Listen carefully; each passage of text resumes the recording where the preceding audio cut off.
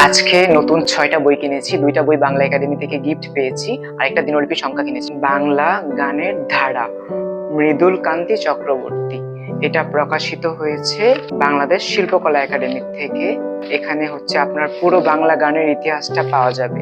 আপনারা যদি সূচিপত্রটা দেখেন, এখানে চর্যাপদ, তারপর গীতগোবিন্দ, চণ্ডীদাস, বিদ্যাপতি, বাউল গান, তারপর তানসেন, আদারঙ্গ, মীরাবাই, কবির, চণ্ডীদাস, জ্ঞান দাস, মনমোহন চক্রবর্তী, রজনীকান্ত সেন, অতুল প্রসাদ সেন, কাজী নজরুল ইসলাম, মানে পুরো বাংলা গানের ইতিহাসটা এখানে আপনারা পাবেন।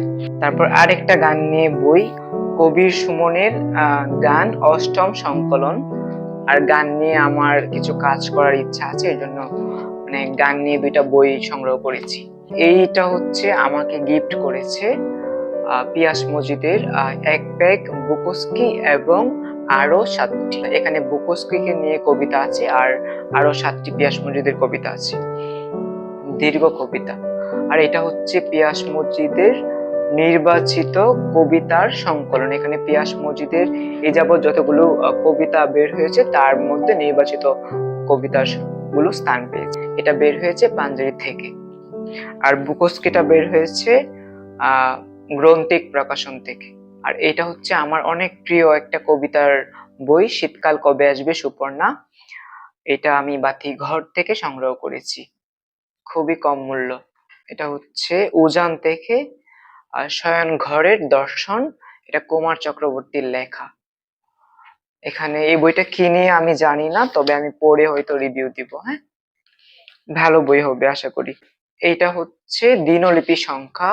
এটা বের করেছে আমার পরিচিত একজন দিনলিপি সংখ্যা। এখানে অনেকজনের দিনলিপি আছে, 15 জনের, মানস চৌধুরী, মুস্তফা, আহ মুহাম্মদ, তারপর পিয়াস মজিদ, শরীফ সাদিক, আতিক ফারুক, হাসান নাইম, আরো অনেকের 15 জনের এখানে দিনলিপি রয়েছে। তো নাইমের কাজ আমার অনেক ভালো লাগে। এই দিনলিপির সংখ্যাটা দাম হচ্ছে 20 টাকা।